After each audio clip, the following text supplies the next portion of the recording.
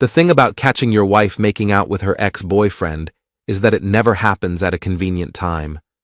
Like when you're alone, or when you haven't just spent 3 hours setting up smart home displays for her precious fundraiser party. No, it happens when you're carrying a tray of champagne glasses and wearing your best fake smile for her Instagram-obsessed friends. I'm Russell Harlan, and I run a home automation business in suburban Denver. Not glamorous, but it pays for my wife Celine's lifestyle. She's a marketing executive who throws parties like other people change socks, frequently and with great drama. "Russ, honey, make sure the lighting system is perfect for photos," Celine had chirped earlier, adjusting her designer dress. At 36, she still looked stunning, which made what I was about to witness even more of a gut punch. The party was in full swing. Our backyard looked like something from a magazine. String lights, catered food, and about 40 of Denver's most self-important socialites. Celine's friends clustered around the pool, their voices carrying that particular pitch that meant serious gossip was brewing. "Did you see Ethan's new car?" Tara Morrison squealed, her phone already out for selfies. Tara was Celine's best friend, a 34-year-old Instagram influencer who documented every breath she took. "It's a Tesla Model S, so environmental." Ethan Drake, my wife's ex-boyfriend who somehow became her closest friend after we got married 5 years ago. He was everything I wasn't, tall, gym-sculpted, with that slicked-back hair and $1,000 smile that screamed trust fund baby. He sold luxury real estate and drove cars that cost more than most people's houses. "Where is our host?"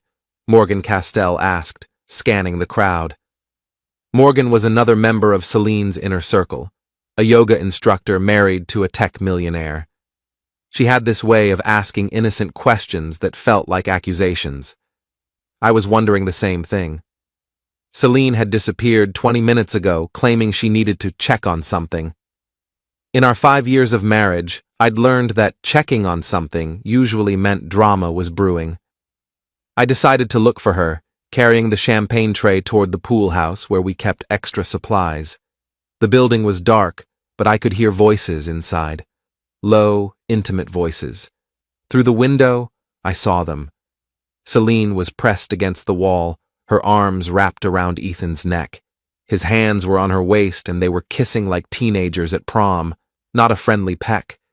This was full contact, tongues involved. I've been wanting to do this all night. Kissing. The champagne glasses crashed to the ground. They broke apart, spinning toward the sound. Celine's lipstick was smeared, her hair mussed. Ethan had the decency to look embarrassed for about 2 seconds before his expression shifted to that smug smile I'd grown to hate. "Russ," Celine stammered, smoothing her dress. "It's not what it looks like." "Really?" I kept my voice level, though my hands were shaking. "Because it looks like my wife is making out with her ex-boyfriend at our party while I'm serving drinks to your friends." Ethan stepped forward, straightening his tie. "Look, man, things happen. Maybe if you paid more attention to your wife, maybe if you stayed away from other men's wives, we wouldn't have this problem."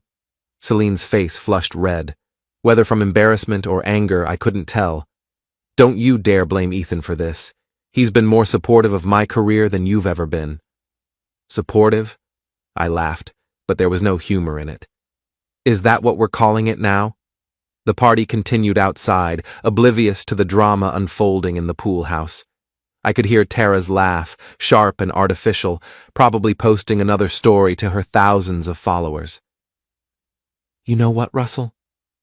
Celine's voice took on that cold tone I'd been hearing more often lately. "I'm tired of this. Tired of your jealousy, your accusations, your complete inability to trust me." "My inability to trust you?" "I just caught you.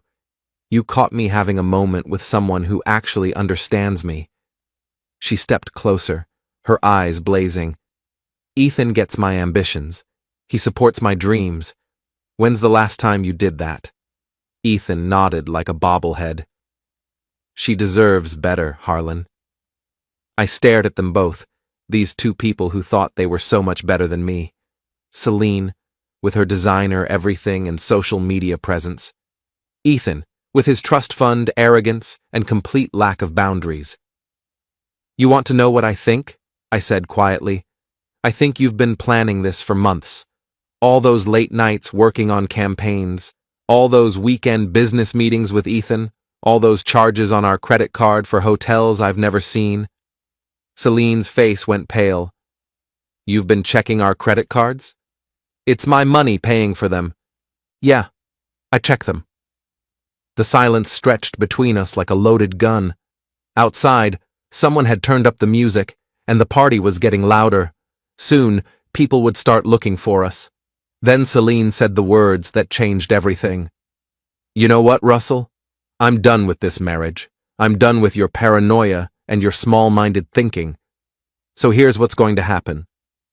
She crossed her arms, looking every inch the marketing executive who was used to getting her way.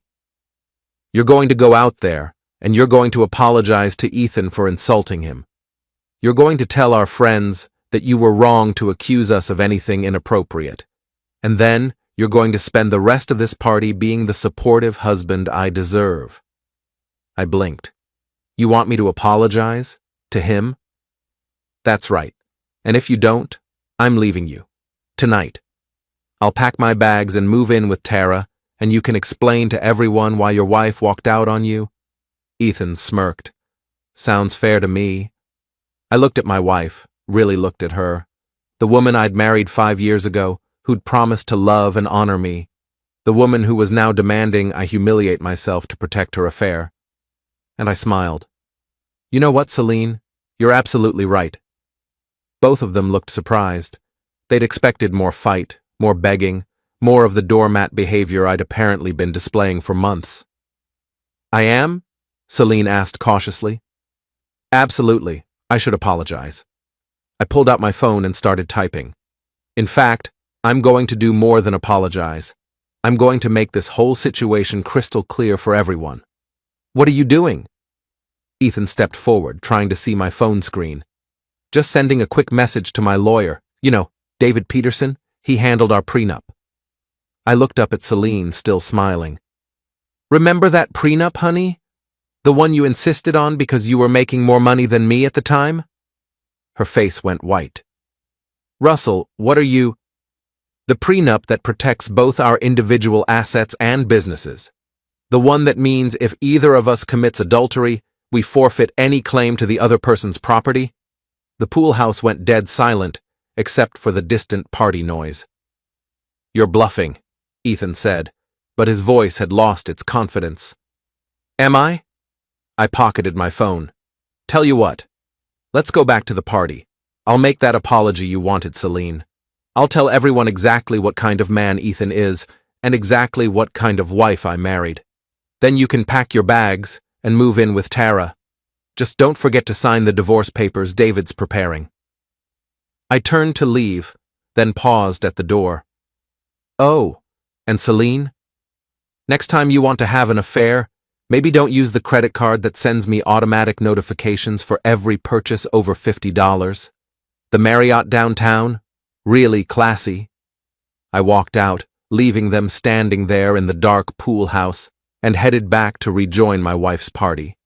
After all, I had some apologizing to do. I woke up alone, which wasn't unusual anymore. What was unusual was the silence. No coffee brewing, no shower running, no sound of Celine getting ready for another day of building her brand. Just the kind of heavy quiet that settles over a house when everything's about to change. The guest bedroom where I'd been sleeping for the past 3 months wasn't much, but it had become my sanctuary. Celine had claimed she needed space to focus on her career goals. I'd been stupid enough to believe her. My phone buzzed with a text from my sister Maya. How did the party go? Did Celine's Instagram friends behave themselves? Maya was 2 years younger than me, and had never liked Celine. She'd called her a social climber with a designer handbag where her heart should be within 10 minutes of meeting her. I'd thought she was being harsh. Turns out Maya was just being accurate. I texted back, "Let's just say it was memorable." Before I could put the phone down, it buzzed again. This time it was David Peterson, my lawyer and old college roommate. "Got your message. Can you come in this morning? We need to talk." David's office was downtown in one of those glass towers that made Denver look like it was trying to be a real city. He'd done well for himself. Corporate law paid better than home automation, that was for sure. "You look like hell," he said when I walked in. "Feel worse." I dropped into the chair across from his desk. "Please tell me you have good news about that prenup." David pulled out a thick folder. "Depends on what you consider good news. The prenup is ironclad. If Celine committed adultery, she gets nothing from your business, your savings, or any assets acquired during the marriage. And the bad news? You need proof. Real proof. Not just catching them kissing at a party." I leaned back in my chair. "What kind of proof? Hotel records, phone records, credit card statements showing a pattern of deception, witness testimony, photos, the kind of evidence that would hold up in court. I've got credit card statements, charges for hotels, restaurants, gifts I never received, all on days when she claimed to be working late or having girls' nights." David nodded. "That's a start. What about witnesses?" "Half the party saw them together last night. Tara Morrison has probably posted it on Instagram by now." I paused. "Actually, that's not a bad idea. Tara documents everything. Social media can be useful, but it's not always admissible. We need people willing to testify." My phone rang. Celine's name flashed on the screen. "Answer it," David said. "Put it on speaker." "Russell?" Celine's voice was shaky, uncertain. Nothing like the confident woman who demanded I apologize to her lover 12 hours ago. "What do you want, Celine?" "We need to talk. About last night. I think there's been a misunderstanding." David raised an eyebrow and motioned for me to keep her talking. "A misunderstanding?" I kept my voice neutral. "You mean when I caught you making out with Ethan? Or when you demanded I apologize to him for interrupting your affair?" Silence on the other end. Then, "It wasn't an affair, Russell. It was just, we've been talking. He's been helping me with some career decisions." "Is that what you call it, when someone's tongue is in your mouth?" "Don't be crude." Her voice was getting stronger, more like the Celine I knew. "Look, maybe we both made mistakes last night. Maybe we can work this out." David was scribbling notes, underlining something repeatedly. "Work it out how?" I asked. "Counseling. A trial separation. Something that doesn't involve lawyers and divorce papers." "Interesting timing for this change of heart. Last night you were ready to move in with Tara." Another pause. "I talked to Tara this morning. She thinks I might have been too hasty." I bet she did. Tara was many things, but stupid wasn't one of them. She'd probably looked up Colorado divorce law the minute she got home from the party.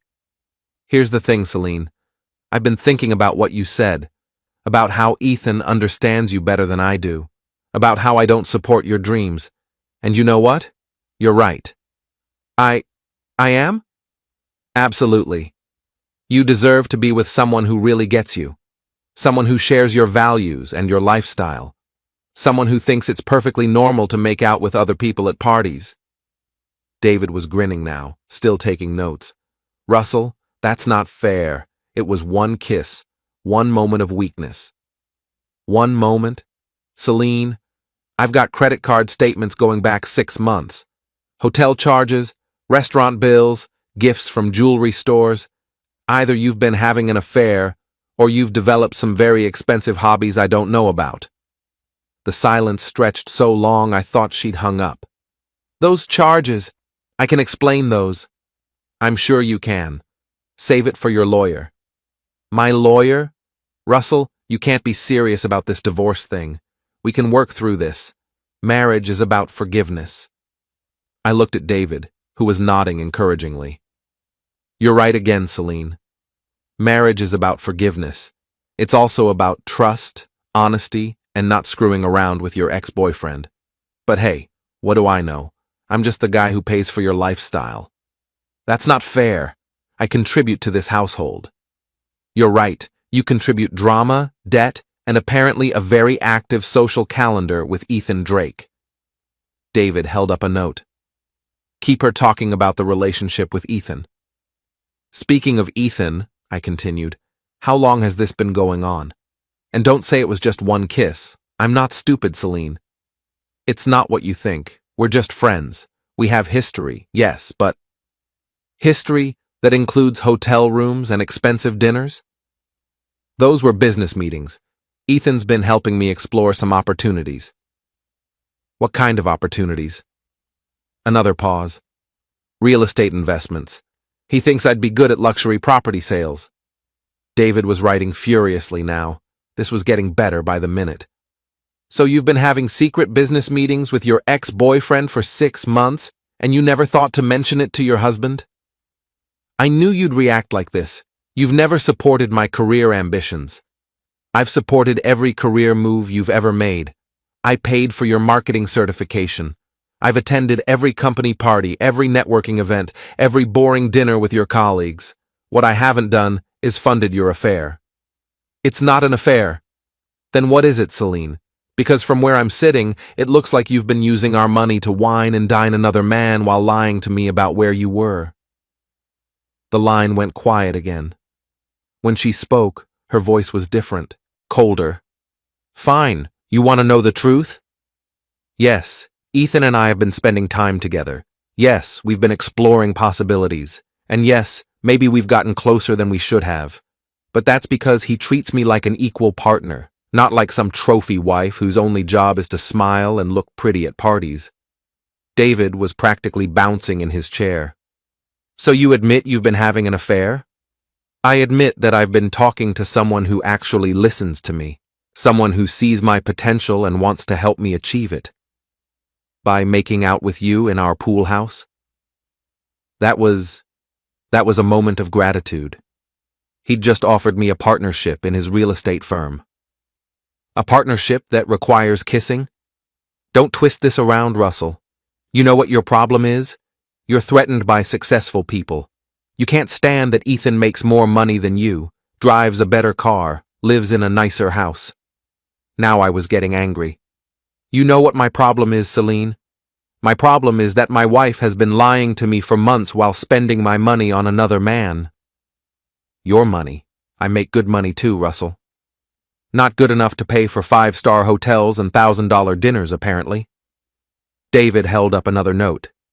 Get her to confirm the timeline. How long, Celine? How long has this been going on? Since January. But it's not what you think. January? We're in September. You've been having an affair for 8 months? It's not an affair. We're exploring business opportunities, and yes, we've gotten close, but close enough to kiss. Close enough for secret hotel meetings. Close enough for you to choose him over your husband. I never chose him over you. Really? Because last night you told me to apologize to him, or you'd leave me. I was angry. I said things I didn't mean. Which part didn't you mean? The part where you called me small-minded, or the part where you threatened to leave me? No answer. Here's what's going to happen, Celine. You're going to move out. Today. You can stay with Tara or Ethan or whoever else wants to support your career ambitions, but you're not staying in my house. Our house, and you can't just throw me out. I looked at David, who nodded. Actually, I can. The house is in my name. I bought it before we got married, and the prenup clearly states that individual assets remain individual property. You bastard? Maybe, but I'm a bastard who's tired of being lied to. I hung up and looked at David. How'd I do? Better than I expected. She just confessed to an 8-month affair on a recorded call. Recorded? David held up his phone. Always record important conversations with soon-to-be ex-spouses. Colorado is a one-party consent state. For the first time in months, I felt like smiling. So what happens now? Now we file for divorce based on adultery. With the prenup and this confession, she gets nothing except whatever she brought into the marriage. And my business? Completely protected. She has no claim to it. I stood up and shook David's hand. Send her the papers today. Already drafting them. As I left David's office, my phone buzzed with a text from an unknown number. This isn't over. You'll regret this. Ethan Drake. The man who thought he could steal another man's wife without consequences. I texted back, looking forward to it. Because if Ethan wanted to make this personal, I was more than ready to oblige. After all, I had 8 months of humiliation to repay, and I was just getting started. The thing about small social circles is that news travels fast. By Tuesday morning, everyone in Celine's crowd knew about our separation. By Tuesday afternoon, I learned exactly who my real friends were. The answer was, not many. Paul Hendricks was the exception. My old college buddy had become a security consultant after leaving the police force, and he was the kind of guy who'd help you bury a body without asking questions. Not that I needed any bodies buried, but it was nice to know the option was there. So she's really trying to play the victim? Paul asked over coffee at our usual diner. According to Tara's Instagram, I'm a controlling husband who couldn't handle Celine's success. I showed him my phone. Look at this post. Supporting my girl through her difficult time. Some men just can't handle a strong woman. A girl power, toxic masculinity, supporting survivors. Paul snorted. Survivors? She cheated on you, not escaped from a war zone. Tell that to her followers. She's got 300 comments calling me everything from an abuser to a narcissist. What about your other friends? The couples you used to hang out with? That was the painful part. Gone. Every single one. It had started Monday evening. First, it was Tom and Jennifer Walsh. We'd been friends for 3 years, ever since I'd installed their home security system. Tom called to check on me, but really to deliver a message. Look, Russ, Jennifer and I care about you both, but we think it's best if we step back from the situation until things settle down. Translation. Celine's version of events was more interesting than mine, and they didn't want to pick sides. Except not picking sides was picking a side. Then it was Marcus and Lisa Chen. I'd done their whole smart home setup, spent weekends helping Marcus with his deck, had them over for barbecues. Lisa sent a text. We think you both need space to work things out. We're staying neutral. Neutral.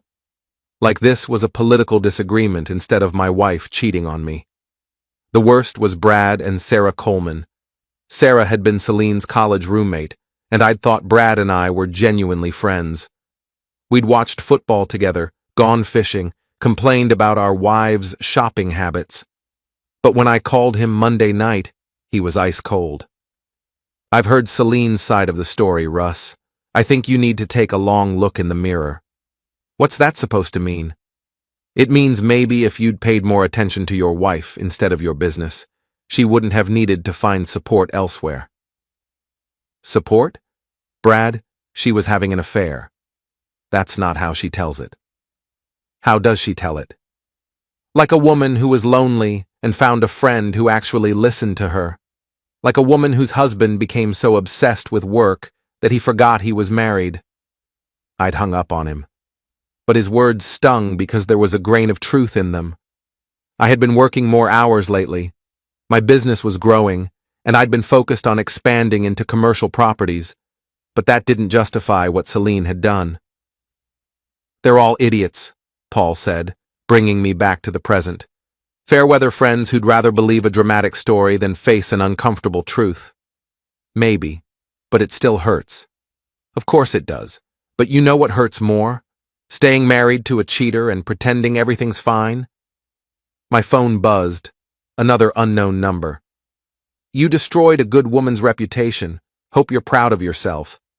I showed Paul the text. Third one today. Different numbers each time.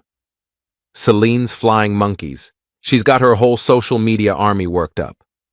Paul studied the message. Want me to trace these numbers?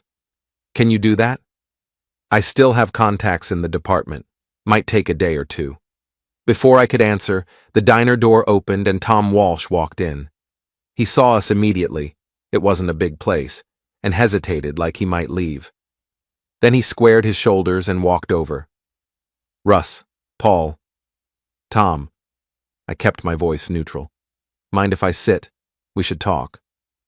Paul started to object, but I motioned for Tom to take the empty chair. Jennifer sent me, Tom said without preamble. She feels bad about how we handled things yesterday. How you handled things? You mean when you decided to stay neutral about my wife's affair? Tom winced. Look, we didn't know what to believe. Celine's telling everyone you were emotionally abusive, that you controlled her finances, isolated her from friends, made her feel worthless. And you believed that? I didn't know what to believe, but Jennifer pointed out that in 3 years of friendship, we've never seen you be anything but supportive of Celine. Paul leaned forward. What changed your mind? Tom looked uncomfortable. Tara Morrison posted something this morning that didn't sit right. She was bragging about some expensive purse Celine bought her as a thank you for being such a good friend. But Jennifer remembered that you mentioned money being tight because of Celine's spending. So if money was tight, how was Celine buying $1,000 purses for her friends? I pulled out my phone and showed him a screenshot of our credit card statement. She bought that purse the same day she had a business lunch with Ethan, charged to our joint account. Tom's face fell. Jesus, Russ. I'm sorry. Sorry doesn't fix anything, Tom. I know, but Jennifer and I want to make it right. We want to help. Paul was skeptical. Help how? We were at that party Friday night. We saw how Celine and Ethan were acting. Jennifer even commented on it at the time. What did she say? That they seemed awfully cozy for just friends. That Celine was being disrespectful to you. This was new information. Jennifer said that? She wanted to say something to you, but I told her it wasn't our business. Tom looked ashamed. I should have listened to her. My phone rang. David Peterson. Excuse me? I told Tom and answered the call. Russ, we have a problem. Celine's hired Amanda Foster. Amanda Foster was Denver's most aggressive divorce attorney. She specialized in high-conflict cases and had a reputation for destroying her opponents. How big a problem? She's filed a counter-petition claiming emotional abuse and asking for spousal support. She's also requesting half your business assets. But the prenup? She's claiming the prenup is invalid because you coerced her into signing it. I felt the blood drain from my face. Can she do that? She can try. We need to meet this afternoon. And Russ, start documenting everything, every interaction, every text, every phone call. This is going to get ugly. I hung up and looked at Tom and Paul. Celine just hired Amanda Foster. Paul whistled low. The Barracuda? She's not messing around. Who's Amanda Foster? Tom asked. A lawyer who eats husbands for breakfast, Paul explained. She's the one who took that tech CEO for half his company last year. My phone buzzed with another text from an unknown number. Amanda Foster is going to destroy you. Should have treated your wife better. Then another. Hope you saved money for lawyers. You're going to need it. And another. Celine deserves everything you have. Abusers like you make me sick. They're coordinating this, Paul said, reading over my shoulder. This isn't random harassment. Someone's organizing Celine's supporters. Tom looked genuinely disturbed. This is crazy. Russ, you're not an abuser. Anyone who knows you would say that. Apparently not many people know me as well as I thought. My phone rang again. This time it was my sister Maya.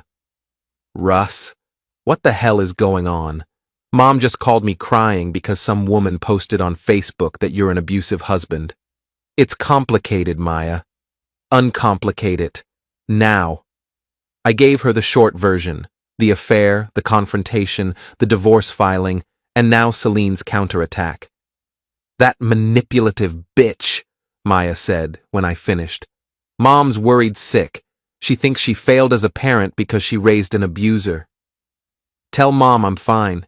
This is just Celine trying to control the narrative. I'll handle Mom, but Russ, you need to fight back. You can't let her destroy your reputation. I'm trying. I hired David Peterson. Not just legally, socially. These people are spreading lies about you, and you're just taking it.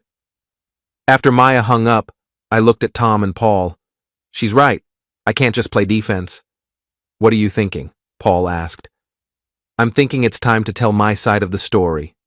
Tom nodded. Jennifer and I will back you up. We'll tell people what we saw at the party. Thanks, but I need more than that. I need proof that Celine's been lying about everything. Paul grinned. Now you're talking my language. What do you need? Everything.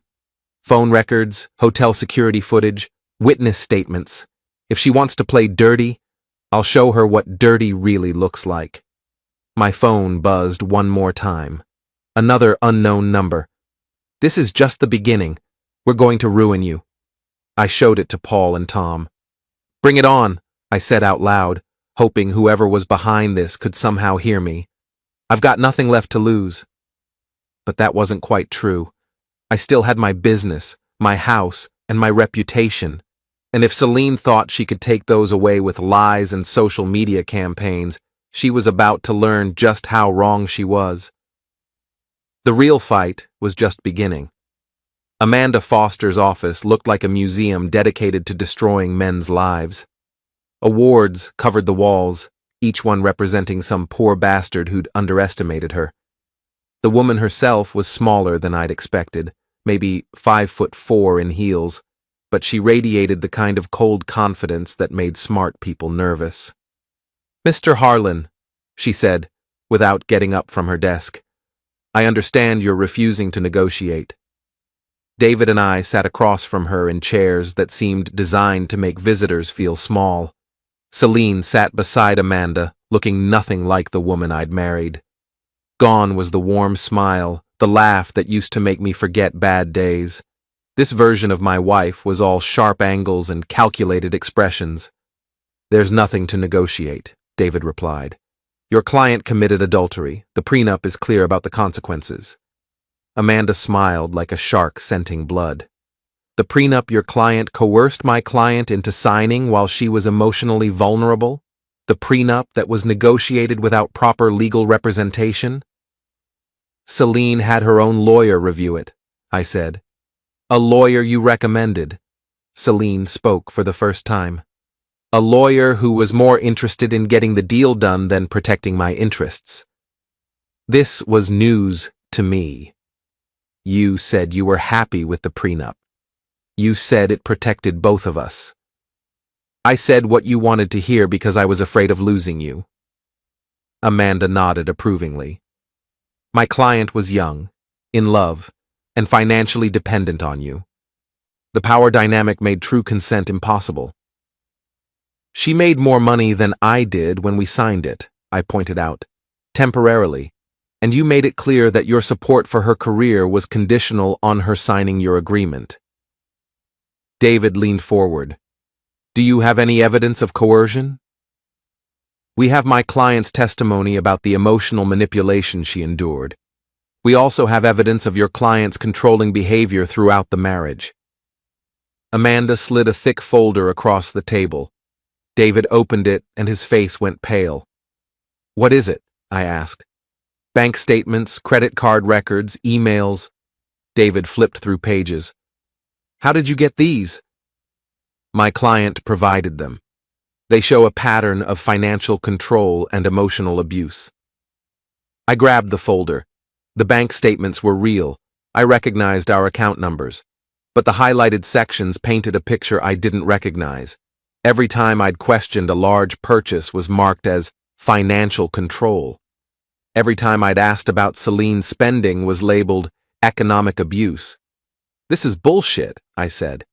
These are normal conversations between married couples about money. Normal? Amanda raised an eyebrow. You required your wife to get permission for purchases over $200. I asked her to discuss large purchases with me, like she asked me to do. You monitored her spending through automatic notifications. On our joint account, That I paid for. You used financial leverage to control her behavior. Celine was nodding along, playing the perfect victim. He made me feel like I had to justify every dollar I spent while he bought whatever he wanted for his business. That's not true. You have your own credit card, your own checking account. That you monitored? Amanda interrupted. My client has documentation of your surveillance. She pulled out printed emails between Celine and her bank, requesting statements because my husband tracks everything I buy. There were text messages to friends about having to hide purchases from Russell and feeling like a prisoner in my own marriage. The worst part was that some of it was technically true. I did get notifications for large purchases. I did ask questions when our joint account was overdrawn, but seeing it presented this way, stripped of context and arranged for maximum impact, made me look like a controlling monster. These messages, David said carefully, when were they sent? Amanda consulted her notes. Various dates over the past year. Interesting, because according to the metadata, several of these were sent in the past week. Celine's face flushed slightly, but Amanda didn't miss a beat. My client has been documenting the abuse for months. Some communications were delayed due to her fear of discovery. Or created after the fact to support a false narrative, David countered. Are you accusing my client of fabricating evidence? I'm suggesting that someone who's been planning an affair for 8 months might also plan a defense strategy. Amanda's smile turned predatory. 8 months? Is that what your client told you? She pulled out another folder. Hotel receipts, restaurant bills, jewelry purchases. The pattern goes back 18 months, not 8. My stomach dropped. 18 months meant the affair had started almost from the beginning of Celine's career development phase. My client was driven into the arms of another man by years of emotional neglect and financial control, Amanda continued. Mr. Drake provided the emotional support your client failed to give. Mr. Drake provided more than emotional support, David said dryly.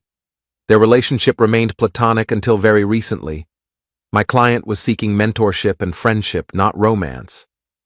Platonic relationships don't usually involve hotel rooms. Business meetings often do. Mr. Drake was helping my client explore career opportunities. I couldn't stay quiet anymore. What career opportunities require overnight stays in luxury hotels? Celine finally looked at me directly. Real estate development, Russell? Ethan was teaching me about property investment, showing me potential projects around the state. Something you never would have supported because it might have taken attention away from your business. You never mentioned any of this. Because I knew you'd react exactly like this. Jealous, possessive, controlling. Amanda nodded. My client was forced to hide legitimate business activities because of your client's inability to support her professional growth. Professional growth that involved kissing her mentor? David asked.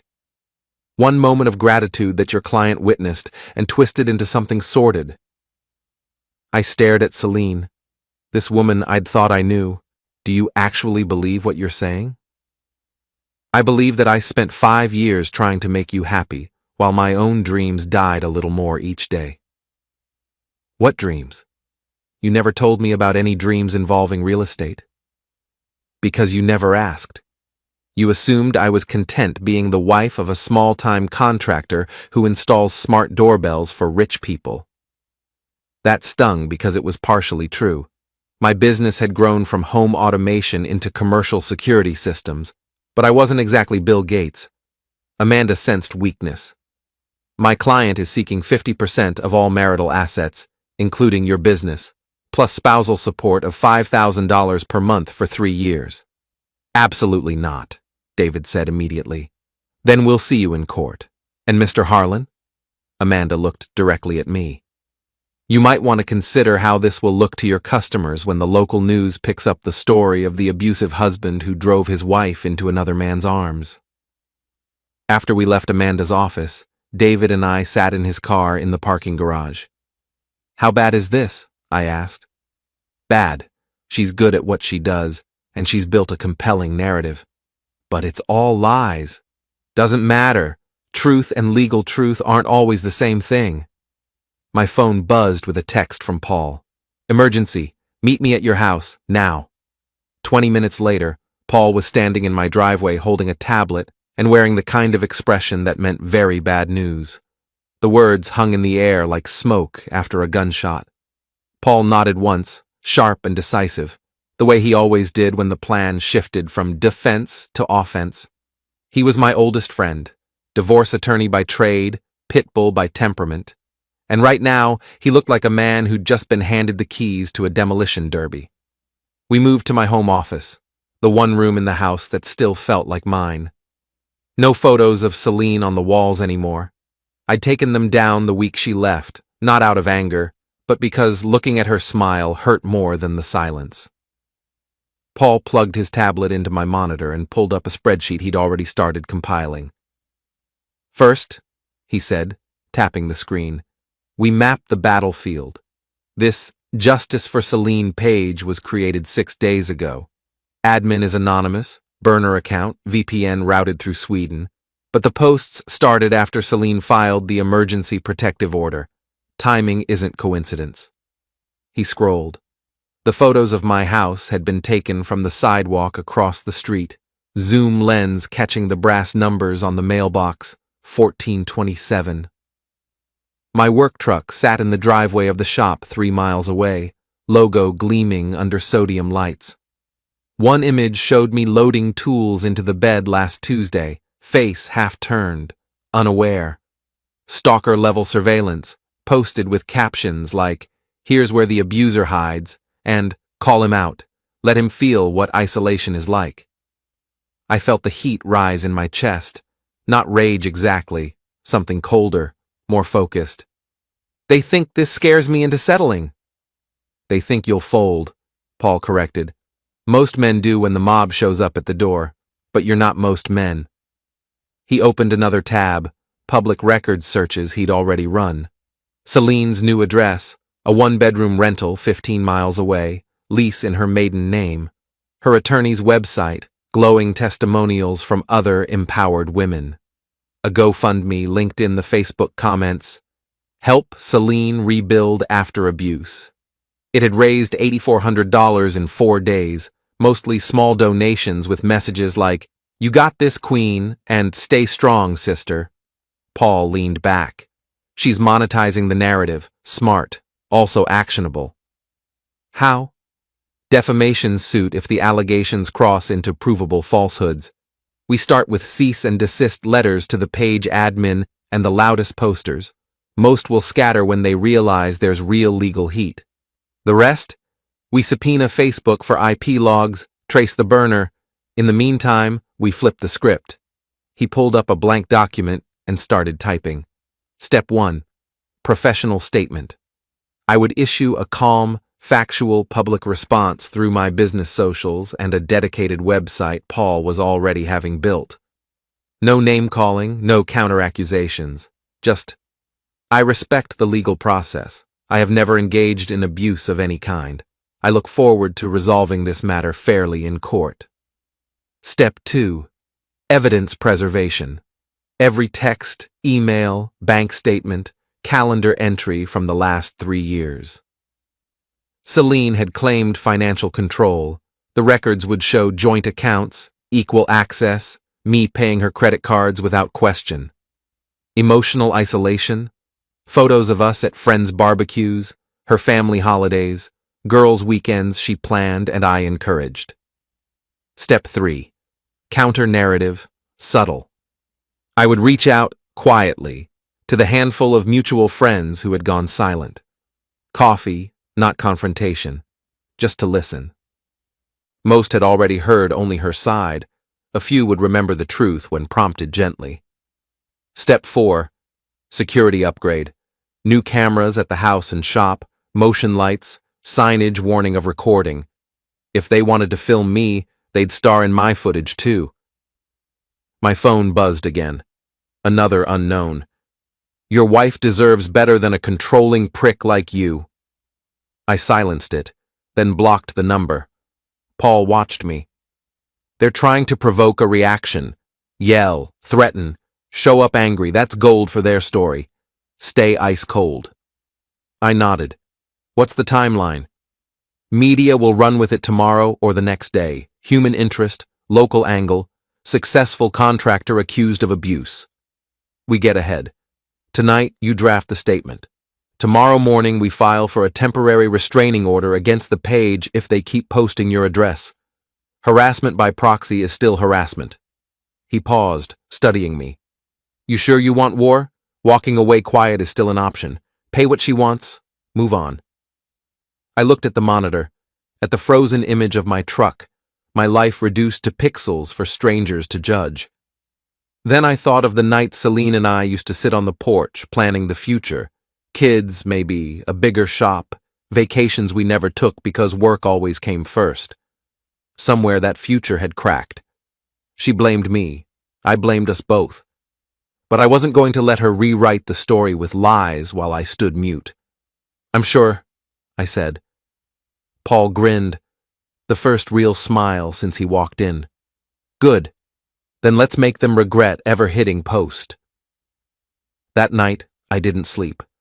I sat at the desk until dawn, writing and rewriting the statement.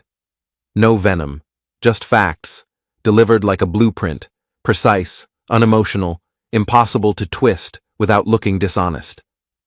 When the first light crept through the blinds, I hit send to Paul. His reply came fast. Solid, posting at 8 a.m. sharp. Brace yourself. I stood, stretched, walked to the kitchen and brewed coffee the way I always had. Black, strong, no sugar. Outside, the neighborhood was still quiet. No news vans yet, but they were coming. I sipped, watching the steam rise. For the first time since Celine walked out, I didn't feel like the villain in someone else's script. I felt like the man who was finally ready to write his own ending. The news van parked outside my house was from Channel 7, just like the reporter who'd called. Through my security cameras, I could see a blonde woman in a power suit practicing her concerned about domestic violence face while a cameraman set up equipment. Don't go outside, Paul warned. Anything you say will be edited to make you look guilty. So I just hide in my own house? For now, but I've got better ideas. Paul had spent the morning working his contacts in law enforcement and private security. The results were spread across my dining room table like battle plans. First, the good news, he said, pointing to a stack of papers. Those text messages harassing you, I traced them. They're all coming from phones registered to members of Celine's social circle. Tara Morrison, Morgan Castell, even that yoga instructor, Sarah Coleman. Can we do anything about that?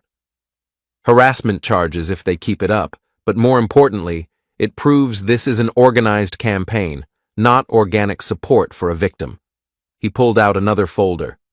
Better news, hotel security footage. You got footage of Celine and Ethan? Better. I got footage of them checking in together multiple times over the past 18 months. And not just checking in, they're clearly comfortable with each other. This isn't a business relationship. Paul opened his laptop and showed me a video clip. The timestamp showed a date from 6 months ago. Celine and Ethan walked into the Marriott downtown, his hand on the small of her back, her leaning into him like they'd done this 100 times before. This is from February, Paul said. According to your credit card records, Celine told you she was at a marketing conference in Colorado Springs that night. Can we use this in court? Absolutely, but I think we can do better than court. Paul's plan was elegant in its simplicity. Instead of playing defense against Celine's media campaign, we'd go on offense with facts. She's controlling the narrative because she got there first, he explained. But narratives can change if you have better evidence. What kind of evidence? The kind that shows 18 months of systematic lying and financial fraud. Paul had been busy. Using my credit card statements and bank records, he'd created a timeline of Celine's affair that was damning in its detail. Hotel stays that coincided with supposed work trips, expensive dinners charged to our account while she claimed to be having girls' nights. jewelry purchases that never made it home.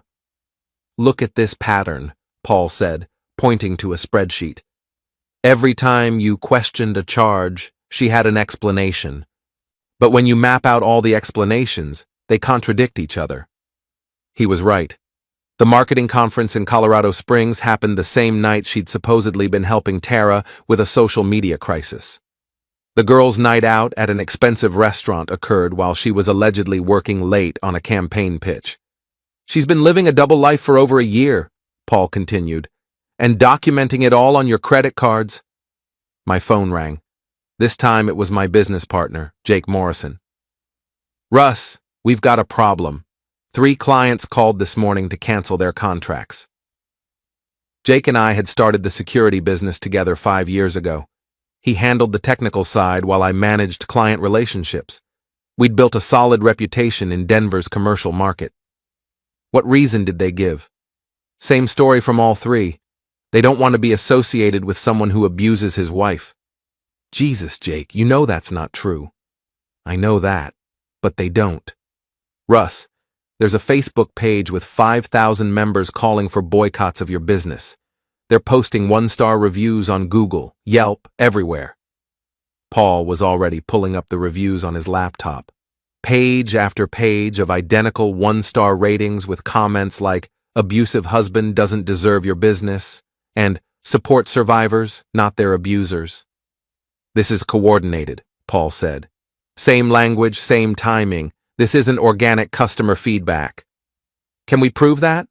I'm working on it, but in the meantime, your business is getting destroyed. Jake was still on the phone. There's more, Russ. Channel 7 called our office. They want to interview me about what kind of person you are. What did you tell them? Nothing yet, but they're persistent. After Jake hung up, I looked at Paul. They're not just going after me. They're going after my livelihood. Then it's time to stop playing nice. Paul's counterattack plan was comprehensive. First, we'd file harassment charges against the people sending threatening texts.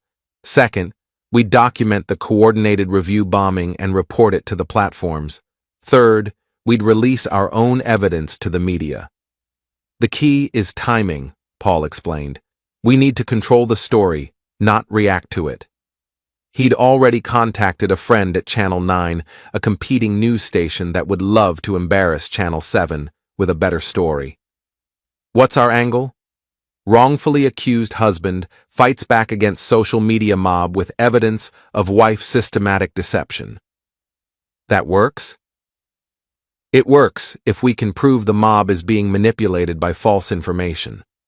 Paul pulled out his phone and showed me a series of screenshots. Look at this. The Justice for Celine Facebook page was created 3 days ago, but it already has detailed posts going back weeks. Someone backdated content to make it look like there was organic support building over time. Who created the page? That's the interesting part. The admin is listed as Concerned Citizens for Justice, but the IP address traces back to Amanda Foster's law firm. Her lawyer is running a social media campaign against me? Looks like it, which is probably an ethics violation. My doorbell rang. Through the security camera, I could see the Channel 7 reporter standing on my porch. Mr. Harlan, I'm Rebecca Martinez from Channel 7 News. I'd like to give you an opportunity to respond to the allegations against you. Paul shook his head, but I was tired of hiding. What allegations specifically? I called through the door. That you emotionally and financially abused your wife, driving her to seek comfort elsewhere. And you're basing this on what evidence? Your wife's testimony and supporting documentation. Have you seen any evidence that contradicts her testimony? A pause. What kind of evidence? Paul was frantically shaking his head, but I kept going. Hotel security footage showing an 18-month affair. Credit card records showing systematic deception. Text messages proving this harassment campaign is being coordinated by her lawyer. Another pause. Would you be willing to share that evidence? With a responsible journalist who's interested in the truth instead of ratings? Yes. Can we set up an interview? Call my lawyer, David Peterson. If you're genuinely interested in investigating this story instead of just repeating accusations, he'll arrange something. After she left, Paul looked at me like I'd lost my mind. Please tell me you have a plan. I do. We're going to give them so much evidence that they can't ignore it. And when Channel 7 realizes they've been played by Amanda Foster, they're going to be very interested in a follow-up story. And if they just edit your interview to make you look worse? Then we release everything to Channel 9, the newspapers, and social media all at once. But I think Rebecca Martinez is smarter than that. My phone buzzed with a text from David Peterson. Amanda Foster wants to meet tomorrow. Says she has new information that might change your mind about fighting this. I showed the text to Paul. It's a trap, he said immediately. Probably, but I'm curious what kind of new information she thinks she has. Don't be curious. Be smart. But I was past being smart. Celine and her lawyer had declared war on my reputation, my business, and my life. If they wanted to escalate, I was ready to show them what escalation really looked like. Set up the meeting with Amanda Foster, I told David, and schedule that interview with Channel 7. It's time to stop playing defense. Paul sighed. This is either going to be brilliant or catastrophic. Probably both, I agreed. But I'm tired of being the victim in someone else's story. My phone rang again. Unknown number, but this time I answered immediately. Russell Harlan. Mr. Harlan, this is Detective Sarah Chen with Denver PD. We need to talk. The war just got more interesting. Detective Sarah Chen was younger than I'd expected, maybe 35, with the kind of sharp eyes that missed nothing. She sat across from me in the police station interview room, a digital recorder between us and a thick file at her elbow. Mr. Harlan, we've received several complaints about harassment and stalking. Your name has come up in connection with these incidents. What kind of incidents? Threatening phone calls, unwanted surveillance, intimidation tactics. She opened the file. Your wife has filed a restraining order request. She claims you've been following her, monitoring her communications, and making threats. I felt the bottom drop out of my stomach. That's completely false. Is it? Because we have phone records showing multiple calls from your number to hers, including several at late hours. We have witness statements that you've been seen near her workplace and her friends' homes. Paul, sitting beside me as my advisor, leaned forward. Detective, my client has been gathering evidence for divorce proceedings. Any surveillance was conducted legally and professionally. By whom? By me. I'm a licensed private investigator. Detective Chen consulted her notes. Mr. Hendricks, yes, former police officer. Your license is current, but that doesn't give you carte blanche to harass people. We haven't harassed anyone. We've documented public activities and gathered evidence of adultery. Evidence that includes following Mrs. Harlan to private locations? I realized we were walking into a trap. Detective, I think I need my lawyer present. That's your right. But Mr. Harlan, I should tell you that the district attorney is considering charges. Stalking, harassment, possibly criminal mischief related to some online activities. Online activities? The Facebook page targeting your wife, the coordinated harassment campaign, the fake reviews attacking her reputation. This was insane. Detective, I'm not running any Facebook page. The harassment is going in the other direction. Can you prove that? Paul pulled out his tablet. Actually, yes. We can prove that the harassment campaign against my client is being coordinated by his wife's divorce attorney. For the next hour, Paul walked Detective Chen through our evidence. The traced phone numbers, the backdated Facebook posts, the IP addresses linking back to Amanda Foster's law firm. By the end, Chen's expression had changed from suspicious to annoyed. So you're telling me that a divorce attorney is running a social media smear campaign against her client's husband? That's exactly what we're telling you, Paul said, and using it to support false police reports. Chen closed her file. Mr. Harlan, don't leave town. We're going to need to verify this information. What about the restraining order? I'll be having a conversation with Mrs. Harlan and her attorney about filing false reports. As we left the police station, Paul's phone rang. He answered, listened for a moment, then grinned. That was my contact at Channel 9. They want to interview you tonight. Apparently, Channel 7's story about the abusive husband got some interesting responses from people who know you. What kind of responses? Clients defending your character. Neighbors saying you've always been respectful. Your sister called them and offered to provide evidence of Celine's manipulation going back years. Maya called the news? Your sister doesn't mess around. She's got screenshots of social media posts where Celine bragged about manipulating you into paying for expensive purchases. Posts that contradict her claims about financial abuse. My phone buzzed with a text from David Peterson. Meeting with Amanda Foster moved to 4 p.m. She says it's urgent. They're panicking, Paul observed. When lawyers start calling urgent meetings, it means their strategy is falling apart. Amanda Foster's office felt different this time. The confident atmosphere was gone, replaced by something that felt like barely controlled chaos. Amanda herself looked tired, and Celine wasn't there. "Where's my wife?" I asked. "Mrs. Harlan is dealing with some personal matters," Amanda said carefully. "Mr. Harlan, we need to discuss a resolution to this situation. I thought we were past negotiations. Circumstances have changed. My client is prepared to accept the terms of the original prenup." David and I exchanged glances. What changed her mind? Amanda hesitated. "There have been some developments that make a prolonged court battle inadvisable for both parties." "What kind of developments?" "Media attention that neither of you wants. Police investigations that could become complicated. Professional consequences that might affect everyone involved." I leaned back in my chair. "You mean the police figured out that you've been running a harassment campaign against me?" Amanda's poker face slipped slightly. "I don't know what you're referring to."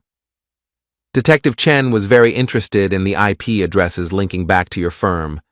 Something about ethics violations and potential criminal charges." "Mr. Harlan, I think you're misunderstanding." "I understand perfectly. You got caught running a dirty campaign, and now you want to make it go away before it destroys your practice." Amanda gathered herself. "My client is prepared to sign divorce papers today. She keeps her personal assets, you keep yours. Clean break, no spousal support, no further claims. And the harassment stops?" "What harassment?" David slid a folder across the table. "The harassment we've documented. The fake social media accounts, the review bombing, the coordinated text messages, all traceable back to your operation."